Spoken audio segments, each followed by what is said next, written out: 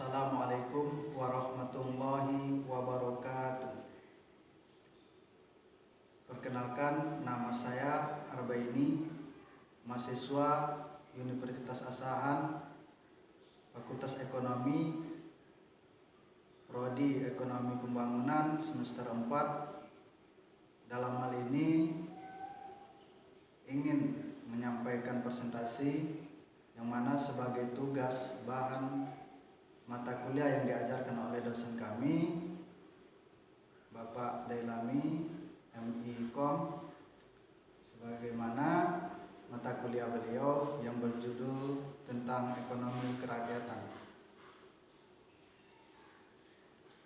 Adapun judul materi saya pada sore hari ini yaitu modal pengembangan ekonomi kerakyatan.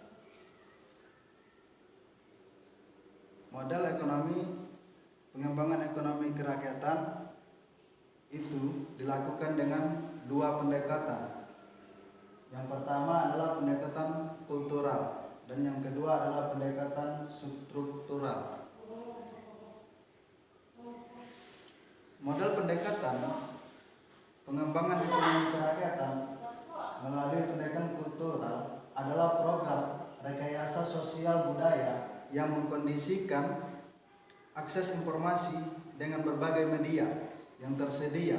Contoh programnya PNPM.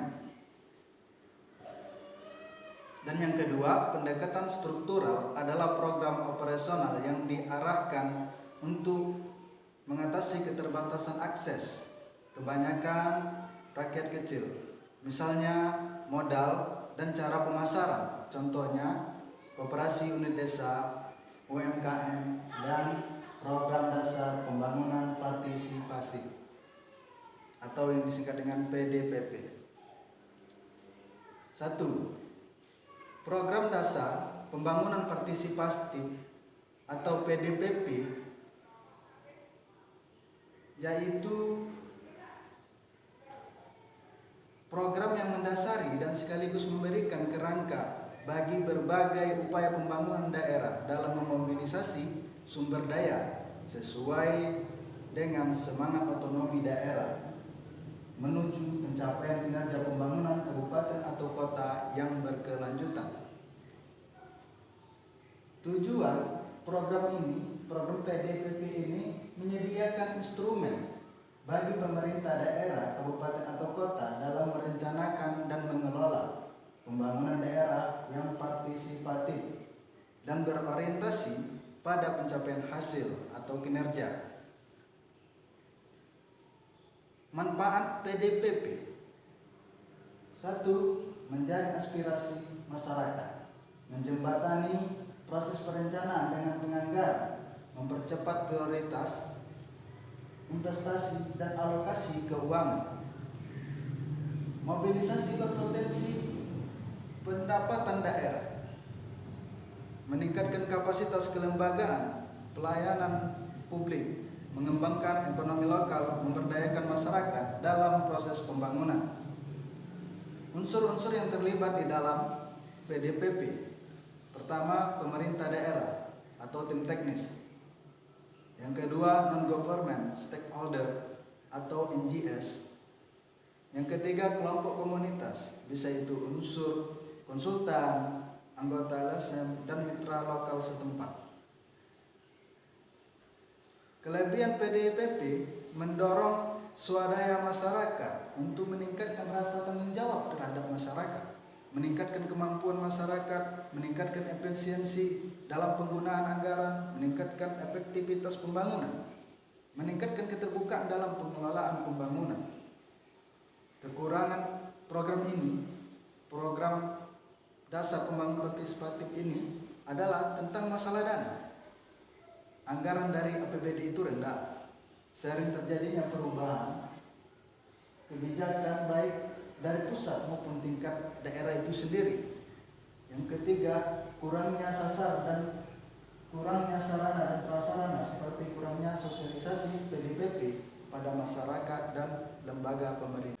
2. Koperasi unit desa. Pengertian Koperasi unit desa adalah koperasi serba usaha yang beranggotakan masyarakat yang berdomisili di perdesaan atau penduduk desa yang paling tidak mencakup wilayah kecamatan. Tujuan KUD adalah untuk mencapai pemerataan kemakmuran rakyat. Fungsi KUD atau koperasi unit desa, masyarakat lebih familiar lagi dengan sebutan KUD. Perkreditan untuk keperluan produksi dan penyedia kebutuhan modal investasi dan modal kerja bagi KUD dan warga desa. Penyediaan dan penyaluran sarana produksi, pengelolaan dan pemasaran hasil produksi, memberikan pelayanan kepada anggota dan masyarakat. Kelebihan koperasi unit desa: membantu petani dalam pemasaran hasil produksinya, membantu rakyat pedesaan dalam mengembangkan usaha di bidang pertanian melalui bantuan kredit, dijadikan sarana untuk mencapai pemerataan pendapatan dan kemakmuran rakyat. Bunga dalam pemberian kredit di dalam KUD itu ternyata rendah. Kekurangan koperasi unit desa: pejabat koperasi KUD ini kadang terlalu cepat dalam memberi bantuan kredit tanpa disertai pembinaan dan pengawasan yang insentif. Penyuluhan mengenai KUD dilakukan tanpa ada koordinasi dengan dinas teknis lain. Jumlah tenaga pembina koperasi tidak sebanding dengan luas wilayah dan jumlah anggota masyarakat yang dilayani. Membeli hasil pertanian kadang di bawah harga pasar biasanya. Belum mampu bersaing dengan pasar dan kurangnya permodalan. Yang ketiga, Program Nasional Pemberdayaan Masyarakat PMPM Mandiri.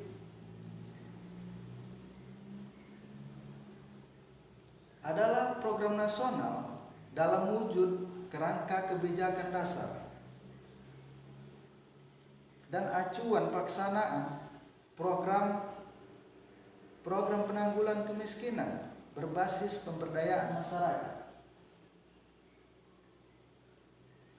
Tujuan umum PMPM Mandiri adalah untuk meningkatkan kesejahteraan dan kesempatan kerja masyarakat miskin secara mandiri. Tujuan khusus PMPM Mandiri: meningkatkan partisipasi seluruh masyarakat, meningkatnya kapasitas kelembagaan masyarakat yang mengakar, representatif dan akuntabel. Peningkatan kapasitas pemerintah dalam memberikan pelayanan kepada masyarakat, terutama masyarakat miskin atau pro-pro. Meningkatkan sinergi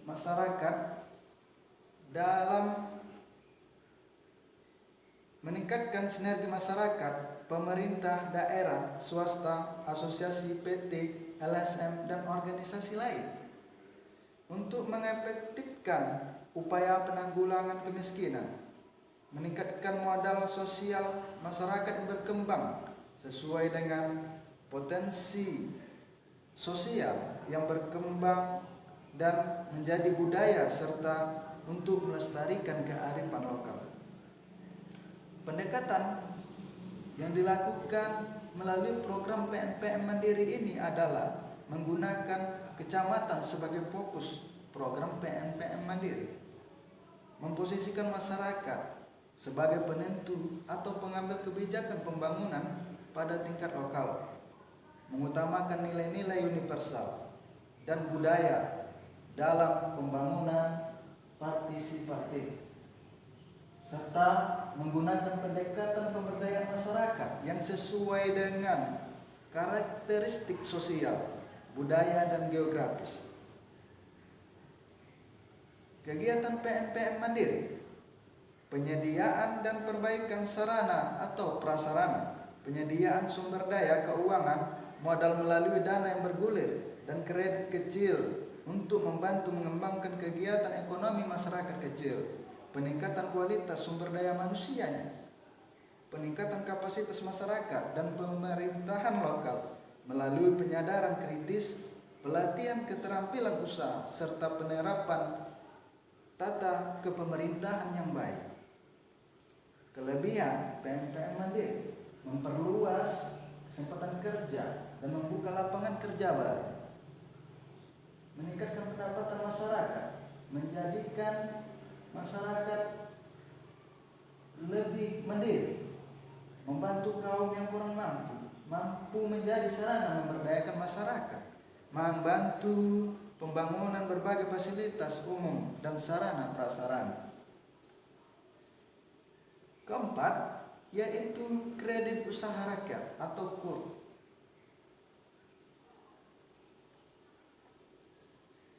Kredit usaha rakyat adalah kredit atau pembiayaan modal kerja dan investasi kepada debitur individu atau perorangan, badan usaha, kelompok usaha yang layak namun belum memiliki tambahan yang cukup.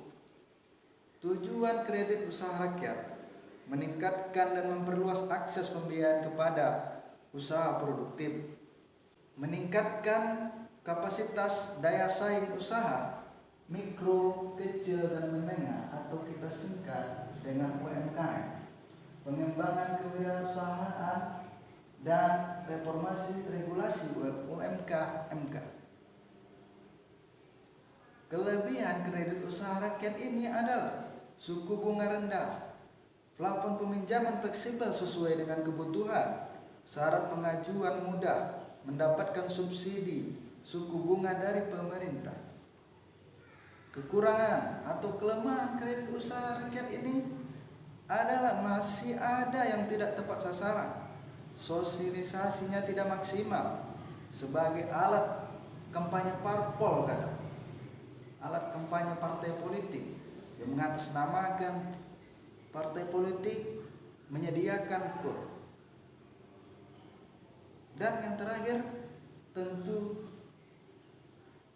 masih kekurangan dana.